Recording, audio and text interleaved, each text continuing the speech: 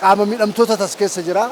Akkasumas sabaaf sablammii hunda keessa warra dhiibamatu jira. Warra silaa kabajamuu qabu. Warra silaa ulfinni maluuf ogeessa sibiilaa ka gogaa duugu ka muka bocu ka maqaan salphinaa kennamee fi dhiibamanii turantu as keessa jira. Hundi isaa bakka bu'ee as jira. Warra sabaaf sablammii keessatti liqinfamanii maqaan saba isaanii hin beekamne fa'aa asitti argine jecha.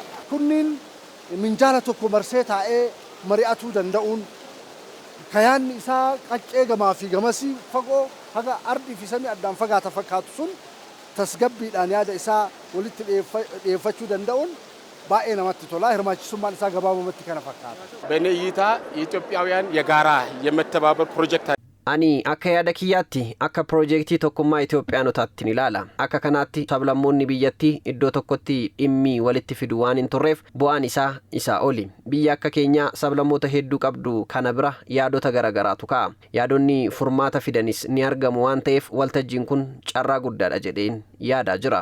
Marii dhabuun waan baay'ee nu dhabsiise. Tokkoffaa nagaa nu dhabsiise. Lammaffaa yaalana nu dhabsiise. Walii galtee nu dhabsiise. Adda wal qoonnee diina wal godhuu wal ajjeesuu wal arrabsuu kan nu dhabsiise. Garaagarummaa yaadaa jiraannaan mari'ifteen walii hin galle jechuun dhiitanii deemuudha. Haga amma namni dhiitee bahee hin jiru. Walitti sissaa ka walitti sissuu hin dandeenye akkuma jiru murtoo ummataatiif dhiyeessaa jira waan ta'eef ummanni ala jiru tasgabbaa'ee nu haa eegu. Amantaan namni wal qoodee hin jiru. Naannoon namni wal qoodee hin jiru. Itoophiyaan maal akka fakkaatu? Akkamitti akka injifannu? Akkamitti akka nageenya buufu? Akkamitti akka misooma daleenu? Akkamitti akka wal jaalannu? Akkamitti akka waloodhaan wajjin jiran?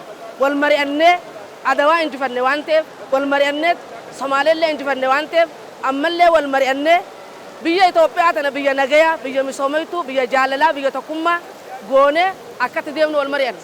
ችግሮቻችን የማያግባቡና አጀንዳ yaadota walii nu galchiisuu didan adda baasnee adda baasuu qofa osoo hin taane tokkoon tokkoon yaada ka'e irratti yaada qabnu kaasnee gorsinee marii Itoophiyaa ceesisuu danda'u gaggeessineerra. Abdiin jiru Itoophiyaa mari'attu, Itoophiyaa fooyyofte ijaaruu, dhimmoota waloo irratti walii gallee sirnoottan darban caalaa Itoophiyaa ol qabnee rakkoo wal dhabdeef sababa ta'an kan itti furruudha.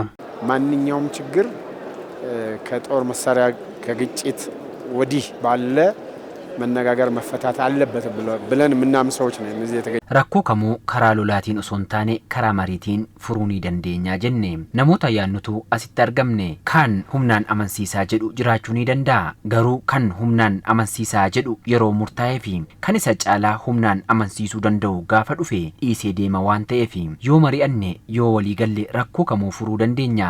Mariin daandii waliigaltee itti fufinsa qabuuti, daandii tokkummaati.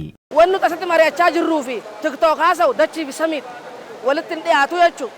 Kanaaf kun haala qabatamaa jiru osoo waliin dhiibin wajjin nyaannee wajjin dhuunee afaan beeynuun namni Amaaranyaa beekus ka Oromanyaa beekus ka Somaaliffaa beekus ka Tigiriffaa beekus afaan Amaariffaa tokko tokko beeynuunis waliigalaa hayyootaan wal bira teenyee wal marennee irratti waliigallee jirraa jechuudha.